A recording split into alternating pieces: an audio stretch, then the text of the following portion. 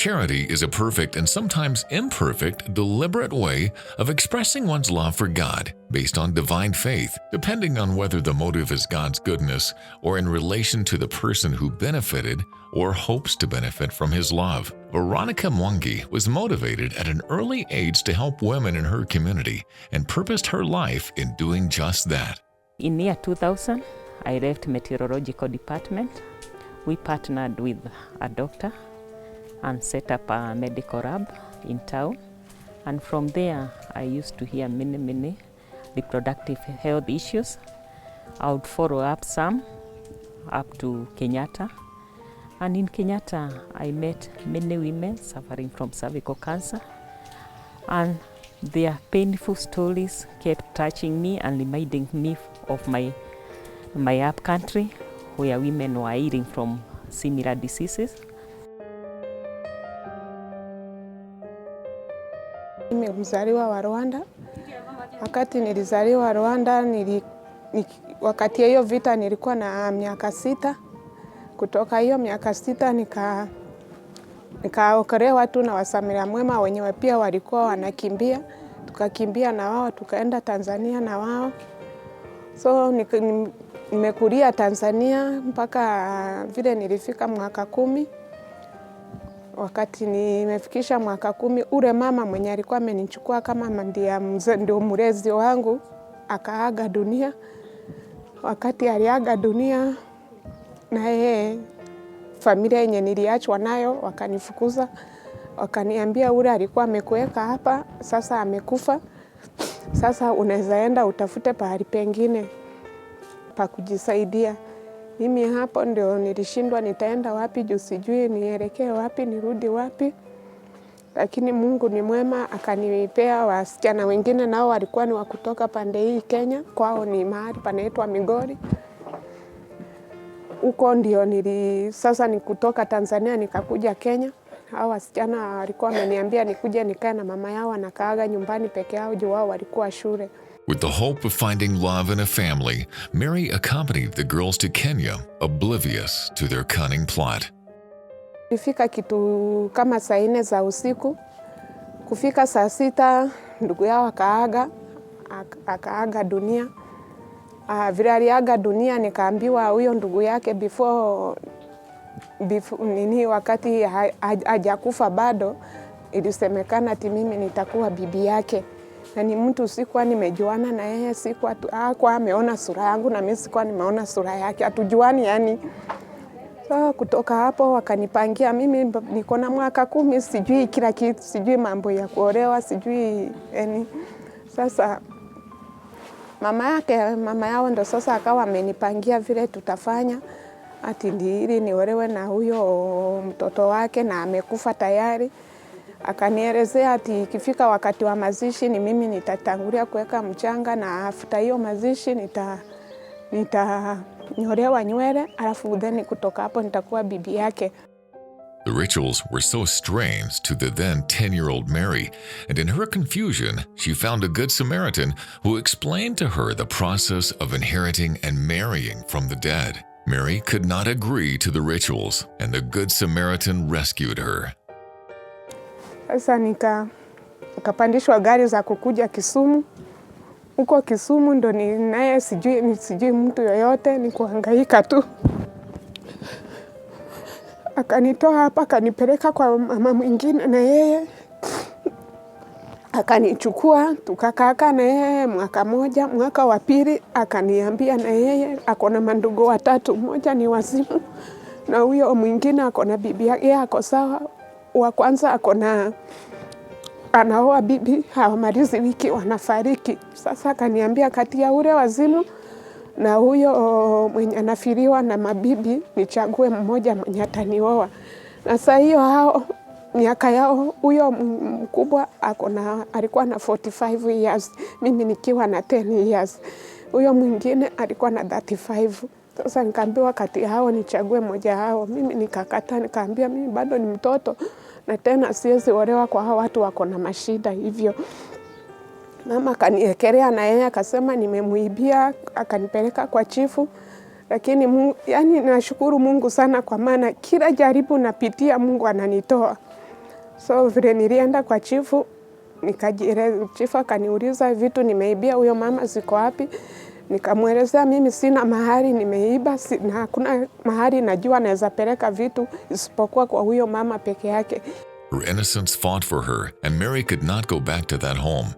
While at the hands of the area chief, God sent yet another good Samaritan, but this did not stop the rain from falling. Nikachukuliwa na huyo mama, nikaenda nikakaa na yeye. Nashukuru Mungu sana na namshukuru huyo mama. Huyo mama nilikaa na yeye kwa uzuri hadi sasa, hatukuachana kwa ubaya, isipokuwa tu sasa kukaa na yeye. Sasa nimekuwa niko na 14 years, nilikuwa na 13 years tena. Bahati mbaya nikarepiwa na mwanaume wakati nilikuwa nimetumwa kwa duka, na huyo mwanaume wakati amenirepu akanipea mimba na akanipea HIV positive.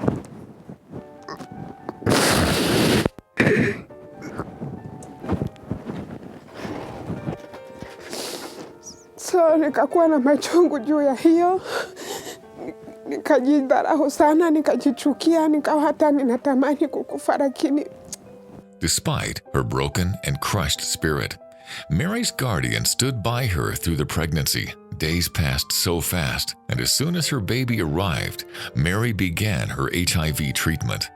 Tena nikaja sasa nikapata mwanaume wa kunioa juu wakati nilikuwa naenda kliniki tukapatana na mwanaume, naye alikuwa positive juu tulipatania huko tukaoana. Nikakaa na yeye miaka 7. Wakati nilikaa miaka 7 na yeye akasema hawezi kaa na mtu mwenye hazai, anataka nimzalie. Lakini sasa mimi sikuwa ninatumia kitu wala nini, ni Mungu tu alikuwa amenistopisha hivyo. Sasa naye akanianzia vituko, kunipiga, ananiletea wanawake mpaka kwa nyumba. Mimi nikaona nitakufa bure juu ya kupigwa na mwanaume akiniletea wanawake kila aina. Nikajiondoa hapo kwake. Sasa ndio nikajiondoa nikarudi kwa huyo mama. Akawa ananifuatilia kwa huyo mama, nikirudi tena ananifanyia vituko zile zile. Sasa ya mwisho ndo niliamua tu sasa sitaenda kwa huyo mama. Nilichukua tu mtoto nikakuja straight mpaka Nairobi huko. Mary found herself between a rock and a hard place, and this time in unfamiliar territory. She had to quickly devise a way to survive the raging waters. Nilienda nikafanya vibarua ya kufua kama siku 2-3, nikapata pesa, nikaanza kupika sambusa. Na Mungu akanisaidia ikashika vizuri. Just when her life was taking a right turn, Mary got yet another deal to supervise a construction project in Nanyuki. Wakati nilifika hapo kukaa kama miezi 2 tena, naye nikaanza kusikia ninagonjeka, naenda hospitali kutibiwa, naambiwa ni typhoid, ni malaria, na kunywa madawa za typhoid haiishi. Kukaa kidogo miezi 3 naona tumbo inakuwa kubwa. Nikaenda nikapimwa nikapata niko na mimba. Mwezi wa 2 huyo mama sijui ni nini limuingia naye akasema ati tena nimemuibia pesa zenye alikuwa alipe nao mafundi. Naye akanifukuza ikiwa ni jioni. Kufika jioni nikashindwa nitaenda wapi usiku, hajanipea hata shilingi. Niko na sasa hiyo ni hata nilikuwa nimezaa huyo mtoto wa 2. Ndiye ako na miezi kama 2 hivyo. Msichana mwingine tulikuwa tumezoeana naye anatoka Mwea lakini ameolewa huko. Kaniambia kwetu maisha huko ni cheap, na ukikaa huko ninaamini kweli huwezi ukateseka, utajaribu sana usaidie watoto wako. Msichana nikamuuliza sasa nitaenda kuanza aje, sina nini wala nini. Huyo msichana akajitolea, ni mtu alikuwa na pesa twake kiasi. Akajitolea akanipeleka, tukaenda tukatafuta nyumba huko, akanilipia mwezi 2, alafu na akaniachia hata chakula. Mimi nikakaa hapo mimi nikasema juu amenilipia nyumba miezi 2, na nikakaa tu. Kesho yake nikaanza kutembea kutafuta sasa kibarua. Kwa ndani bahati mzuri nikapata kibarua ya kuuzia mtu maziwa, nikauza. Kutoka hapo sasa maisha ya Mwea, nikakaa tu Mwea mpaka sasa niko Mwea. They say when it rains, it pours. As Mary was slowly cutting her niche in Mimwe, predicaments were following her closer than a shadow.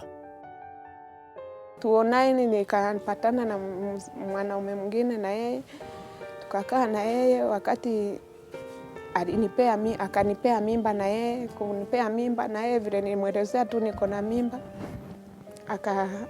Akatoroka, hata vile alienda siwezi kuambia hata alienda wapi, alikuwa ni wa Murang'a lakini mimi sikuwa nimeenda kwao. Akaniacha hapo. Sasa hapo nikaanza kuwa na stress tena, nikagonjeka tena. Lakini siku nyingine tena nikagonjeka kabisa, nikalemewa yenye mpaka hata sikuwa ninajielewa.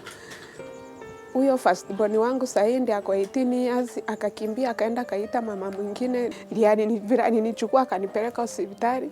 Ati nilikuwa kwa ward sasa ndo nilienda tena nikatolewa ingine.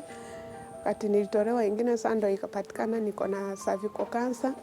Hapo sasa ndo nilienda kwa kanisa nikawaelezea, nikawaambia mimi sasa sina mbele wala nyuma na nimepatikana niko hivi na hivi. Na nashukuru Mungu sana, kanisa hiyo ikanishikilia. Hapo ndo wakaanza kunilipia NHIF, wakanilipia NHIF, tukazunguka. Tumezungushwa mahospitali yote nikiwa natumwa picha, natumwa nini. Hao ndio wananishughulikia hadi mpaka vile sasa nilikuja huku Red Hope. Nikakabidhiwa, kanisa ikanikabidhi kwa mkono wa mama Veronica. Sasa kutoka hapo Veronica ndiye akanishughulikia kwenda Kenyatta. Juu hata Kenyatta sikuwa naijua.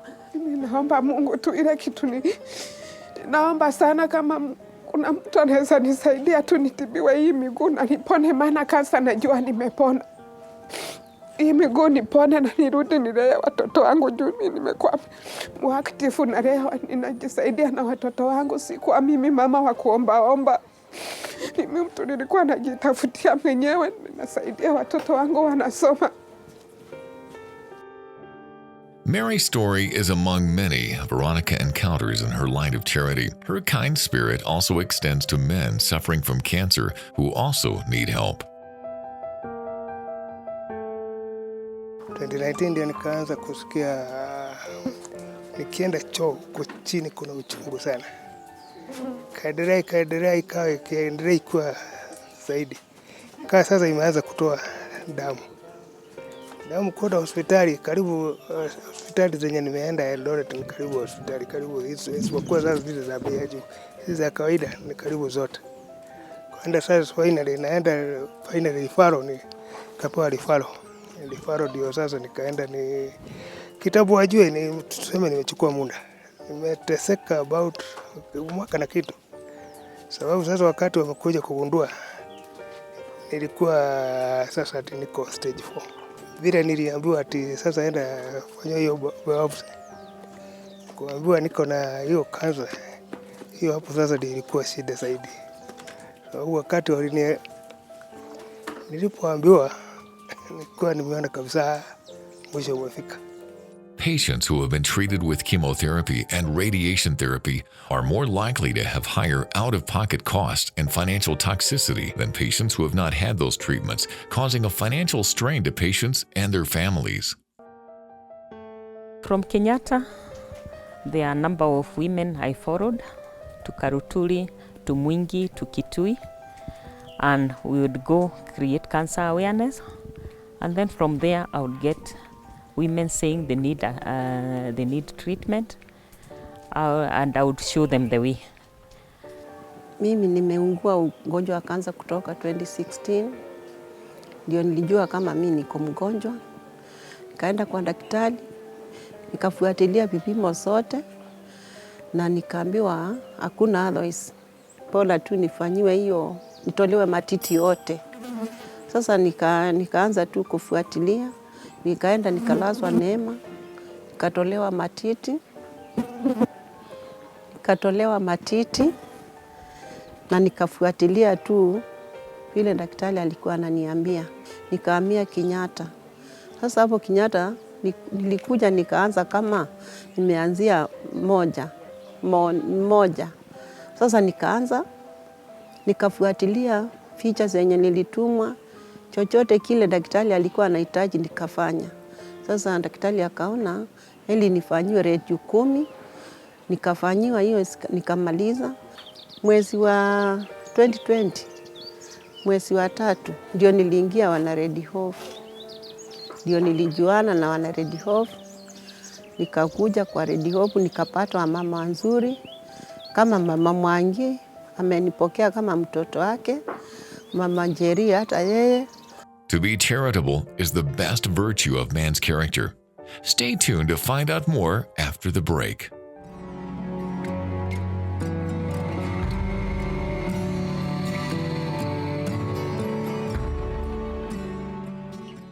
This week on Crosstalk.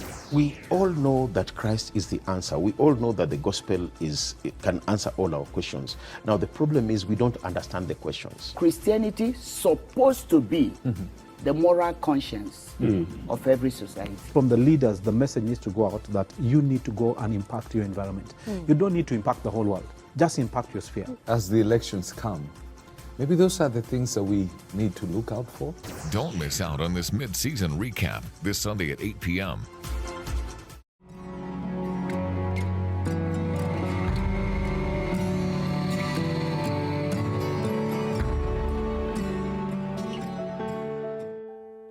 Man is a social animal and cannot survive alone.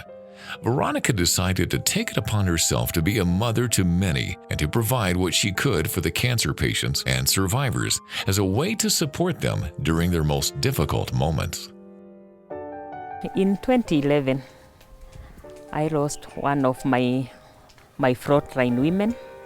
She was from Kitui, and during her last days, she was living in Majengo, a very small room with her brother. The brother had a kid. Herself, she had her small kid and her husband, and it was a painful situation. And a month after staying in that place, she passed on. And when we went to lay her in her Kitui home, I saw how needy they were. And I said, I don't want to see any other person going in such a situation. So that 2011, I went to Kibera and looked for an accommodation facility.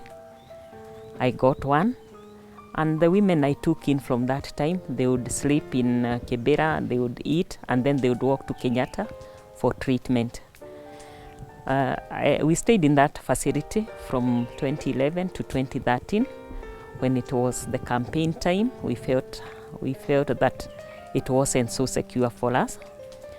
So I approached my church community, St. Catherine of Siena in Kitsuru, and through them I got a room behind the church in Kehigo village where I shifted the patients. After some time I got a second room and a third room. So the 3 rooms were sufficient to keep a number of patients, and we stayed there for 7 years up to 2021. In June, when we shifted to this facility where we are, we had been told that the land has been sold, so we looked for this place and we settled. It's a 2-bedroomed house, which now limited the men. In the 3 rooms, one of them I had given them to men, and then the 2 for the ladies. So here, being a 2-bedroom with 1 door, it was very challenging to give men accommodation. And it was quite expensive compared to what I was used to paying. So I looked for another 1 room in Mwimuto, where I housed them up to December. But after that, our former landlord called us back, and we went back to Kehigo. So now we have 2 facilities, the one at Kehigo, where we keep a number of men and some ladies, and this Jathaine Mwimuto area, where we keep the ladies. Wana Veronica amenisaidia kabisa, sababu hata nimekwambia mpaka kulazwa unasikia, yani saa ile hata huko juzi nilikuwa nimelazwa tena. Ambaro napiga simu tu huko, mimi transfer nimeomba, nimerudi huko. Na hata nikiwa Eldoret na huko ati ndio nyumbani, unaona usaidizi haita. Hutoki huko, anatoka mbali. Sasa mimi kitu ningeomba ni msaada tu tusaidie, bali kabisa watu wanaumia. sababu kuna hiyo nguvu ya kwenda kutafuta mama kama mama Veronica. Kabisa ukarimu wake unashinda ukarimu wa watoto. Nimekwambia hata siwezi shinda nikisema mambo yani maneno inanishinda. When you pay it forward, you are usually changing someone else's circumstances for the better.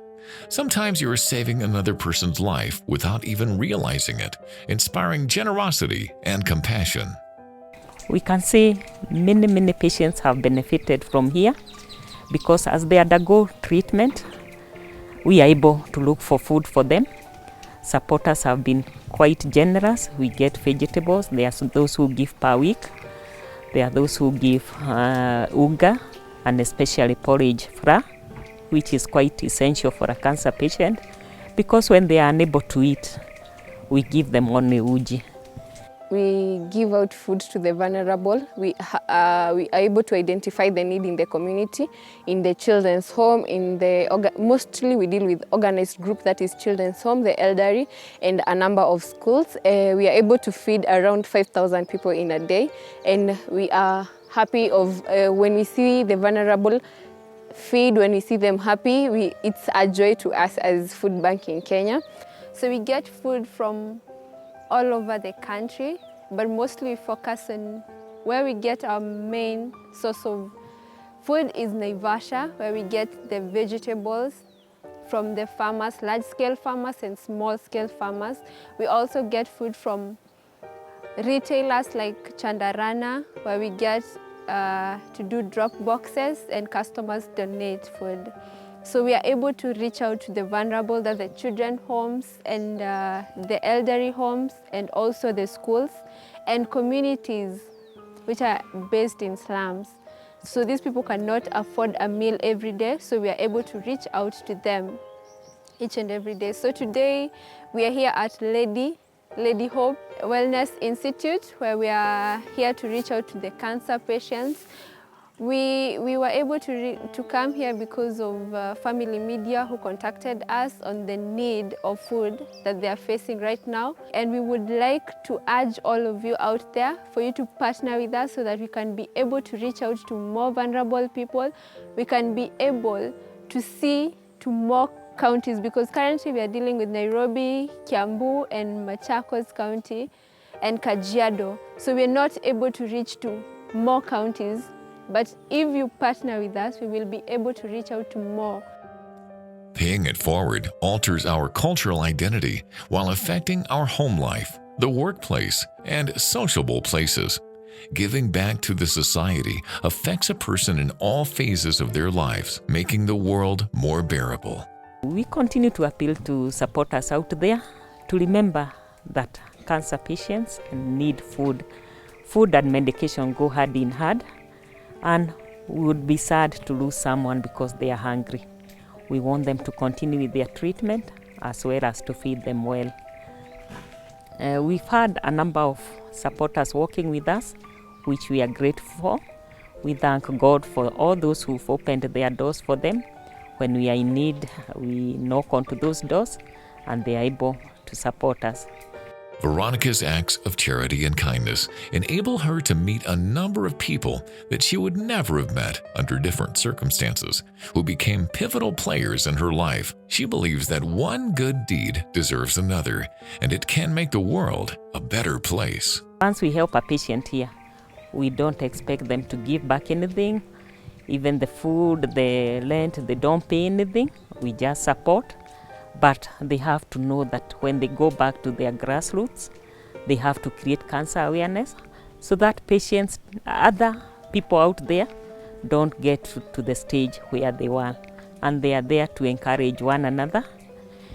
Even in the course of treatment, we try to engage their minds. We know that cancer is a draining disease.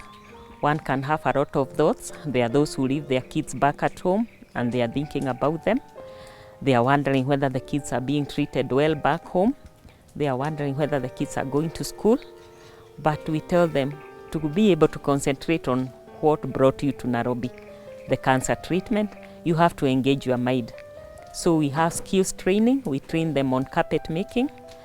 They also make baskets. and also liquid soap. So those are skills they refine with time. And most of the patients we take in for treatment, they stay for 3 months. There are those who've stayed up to 9 months. Those that chemo doesn't take effect immediately. There are some who have to repeat the chemos, and they stay up to 9 months also.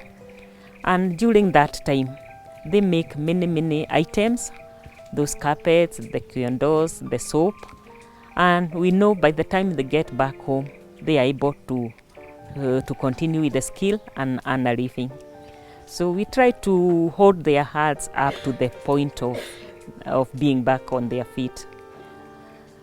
We also have other fundraising ways.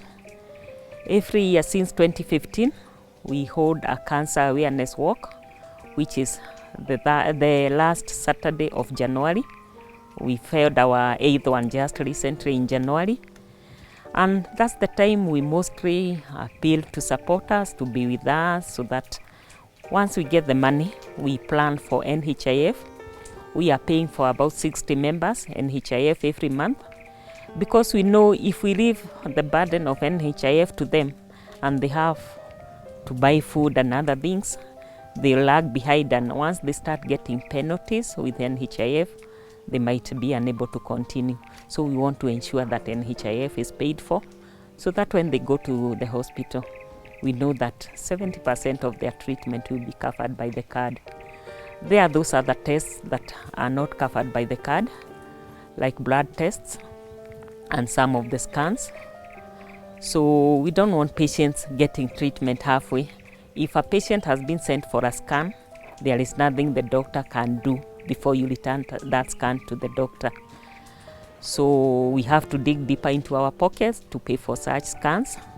The blood tests, once a patient is undergoing radiotherapy or chemo, they need to do blood tests every week, which ranges from 1,700 to 24, depending on the number of tests they've been sent. That one is paid cash, it's not paid by cash, so I pay for them. There is also the doctor's fee, the consultation fee that they have to pay every time they visit Kenyatta. It's 1,150, and that one, if we leave it to the patient, they might drop out of treatment, so we pay for them. So we really need assistance to be able to start with many more, and on their part, we are sure that they are supporting the project by creating awareness. We have many areas where you can touch lives. We have kids that have been left by their parents and they need to continue with education. We need to feed them. We don't just let them go. We work with them up to where we are able to reach with them. So you can join us. We support such kids. We support the patients, or whichever other area God guides you to do. Paying it forward can be a part of anyone's daily life. Whether you decide to take up a life of service to the community, it is compassion that enables us to receive, and it is compassion that motivates us to return the goodness that we have been given. In short, it is compassion for others that enables us to be fully human.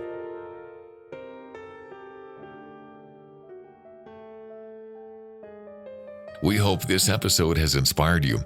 If you have a story you would like to share with us, kindly text us on 20316 or WhatsApp us on 0786 316 316. Or you can email us on thisismystory@familymedia.tv, and we will get back to you.